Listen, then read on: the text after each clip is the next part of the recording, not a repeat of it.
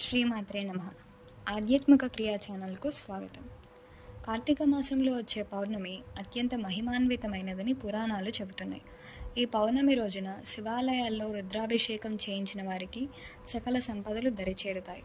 ఇందులో భాగంగా మహాన్యాసకపూర్వక రుద్రాభిషేకం, ఏకాదశ రుద్రాభిషేకాలను చేయించినట్లయితే కోటి జన్మల పుణ్యఫలం ప్రాప్తిస్తుందని విశ్వాసం.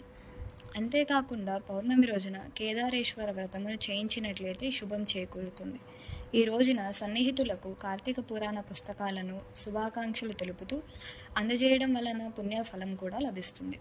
మహిళలు తమ సౌభాగ్యం కోసం పసుపు, కుంకుమ, పుష్పము, తాంబూలాలతో పాటు కార్తీక పురాణ పుస్తకాలను దానంగా ఇవ్వడం చాలా మంచిది. ఇంకా దేవాలయాల్లో సహస్రలింగార్చన, మహాలింగార్చనలు చేసిన వారికి సర్వశుభాలు ప్రాప్తిస్తాయని పురాణ వచనం. ఏ నది తనకు దగ్గరలో ఉంటే ఆ నదిలో ప్రాతకాలమున స్నానం చేయవలెను.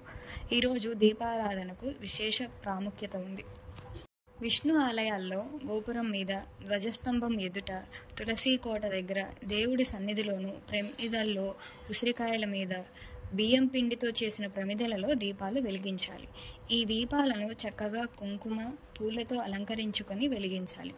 శివాలయాల్లో ధ్వజస్తంభం మీద నందాదీపం పేరుతో అఖండ దీపాన్ని, ఆకాశ దీపం పేరుతో ఎత్తైన ప్రదేశాల్లో భరిణలతో వెల్లడిస్తారు.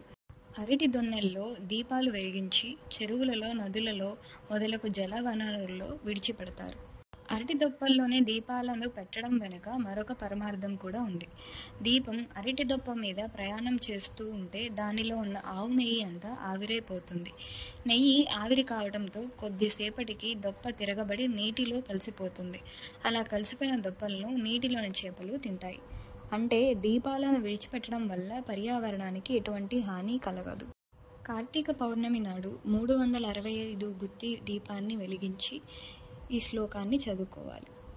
కీటాః పతంగాః మశకాశ్చ వృక్షాః బలే స్థలే యే నివసంతి జీవాః దృష్ట్వా ప్రదీపం న చ జన్మ భాగినః భవంతి త్వం స్వపచాహి విప్రాః. ఇలా చేయడం వల్ల పుణ్యప్రదము, అష్టైశ్వర్యాలు కలుగుతాయి.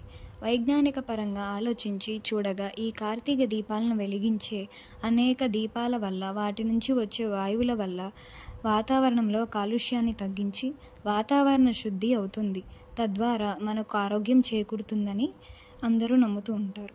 ఈ కార్తీక పౌర్ణమి రోజు దైవ దర్శనం, దీపారాధన, దీపదానం, సాలగ్రామ దానం, దీపోత్సవ నిర్వహణ ఈరోజు విశేష శుభ ఫలితాలను అనుగ్రహిస్తాయని కార్తీక పురాణంలో పేర్కొనబడింది.